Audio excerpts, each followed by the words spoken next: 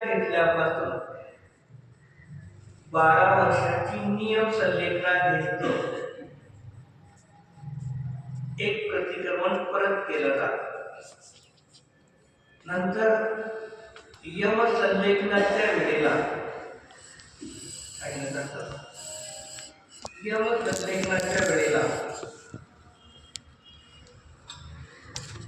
M संलेखनाच्या वेळेला एक प्रतिक्रमण घेतलं जातं, बृहत प्रतिक्रमण. मग असे सम्यक सहित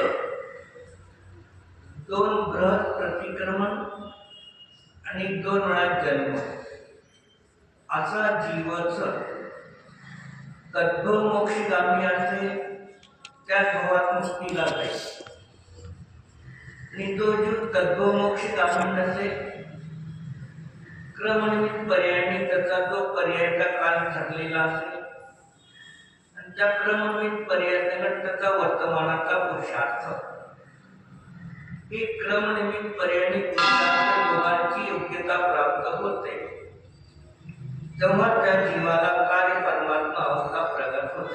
तिथे काय केलं तुम्ही, जो पहिले सिद्ध पर्याय कभी नहीं पाई थी, ती सिद्ध अवस्था पहिल्यांदा कधी प्राप्त झाली नव्हती आणि ती कर्मकालाच्या नाशामुळे वर्तमानामध्ये प्राप्त झाली.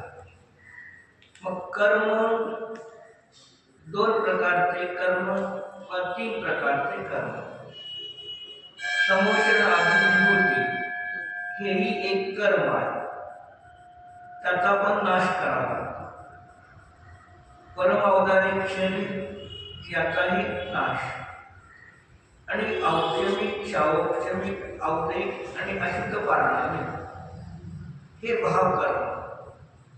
या तिन्हीचा अभाव झाल्यानंतर परमात्मा अवस्था प्रगट होते. म्हणजे जी पूर्वी कधी प्राप्त झाली नसती ती आत्ता उत्पन्न झाली. म्हणून त्यानंतर अनुत्पन्न पर्यायाचा उत्पाद झाला, अनुत्पन्न अवस्थेचा उत्पाद झाला. जे संसार अवस्थेमध्ये सिद्ध पर्याय नाही आणि सिद्ध पर्यायामध्ये संसार अवस्था नाही, म्हणून जी नव्हती ती पर्याय आता उत्पन्न झाली, ती कर्माच्या अभावाने उत्पन्न झालेली आहे. या पर्यार्थी नैकी मुक्तीचे कथन आहे. हे कोणतं केलं, पर्यार्थी ज्ञानी संसारी आणि मुक्त जीव 2 प्रकारचे नाहीत.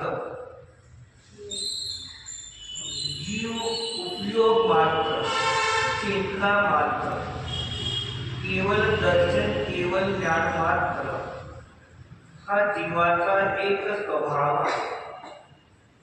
प्रत्येक जीवामध्ये